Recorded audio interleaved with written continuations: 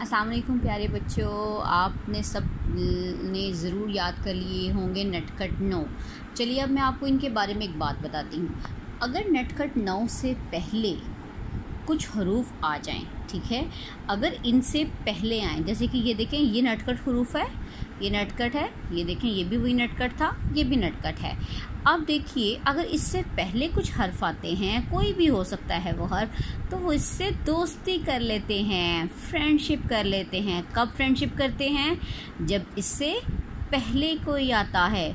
लेकिन जब इसके बाद आता है तो वो उसके साथ फ्रेंडशिप नहीं करते, ठीक है, वो उसके साथ जुड़ते नहीं हैं। इसलिए आप प्यारे बच्चों याद रखें, जब नटखट 9 से कुछ पहले आए तो वो उसके साथ जुड़ जाते हैं और दोस्ती कर लेते हैं।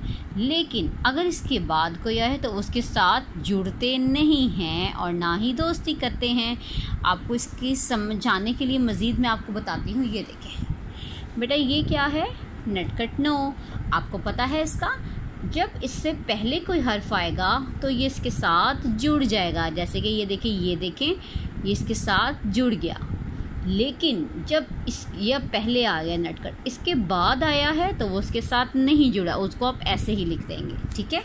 अब प्यारे बच्चों आपने खुद देखना है, अब ये पहले आ रहा है या बाद में आ रहा है। ये देखिए ये क्या आ रहा है, बाद में आ रहा है, यानी कि इससे पहले एक हरूफ आया तो ये इसके साथ जुड़ जाएगा। जुड़िए, ब और र।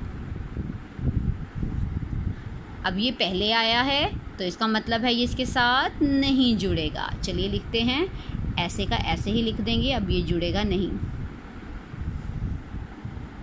अब ये फिर देखिए ये बाद में आया है तो इसके साथ ये भी देखिए, ये नटखट है ना, यहाँ से आप देख लीजिएगा ये नटखट बाद में आया, इसको आप जोड़ दें।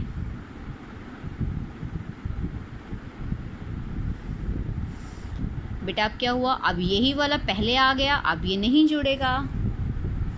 आ ब। फिर देखिए स आया और बाद में नटखट आ गया तो ये जुड़ जाएगा। और अगर यही पहले आ जाए तो ये नहीं जुड़ेगा।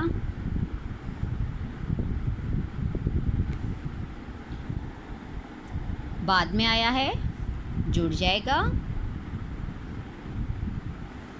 पहले आ गया, नहीं जुड़ेगा, ठीक है। इस तरह से आप टीचर्स और भी उनको लिख कर दें ताकि बच्चों को इसका कॉन्सेप्ट बिल्कुल क्लियर हो जाए, ठीक है।